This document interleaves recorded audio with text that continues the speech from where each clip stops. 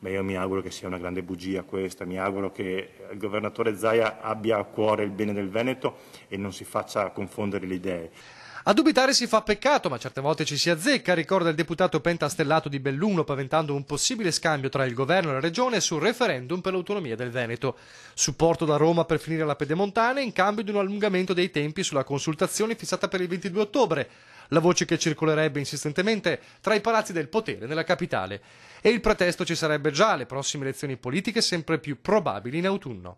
È una delle possibilità, c'è molta paura di due fattori. Uno è il referendum sull'autonomia del Veneto e della Lombardia, che viene fatto appunto il 22 ottobre e quindi darebbe una forza molto diciamo, incredibile a quelle forze che appoggiano questo tipo di referendum sul territorio. Dall'altra, secondo me, vi è una paura incredibile di una vittoria del 5 Stelle in Sicilia, che quindi sarebbe, diciamo, aprirebbe la strada ad una grande forza per quanto riguarda il movimento. Situazione destabilizzante per Roma, secondo l'onorevole D'Incà, in un inedito asse tra Lega e 5 Stelle che potrebbe contrastare un possibile rinnovo del patto del Nazareno tra PD e Forza Italia. Uno scacchiere politico complesso dove il referendum a Veneto non deve essere comunque schiacciato.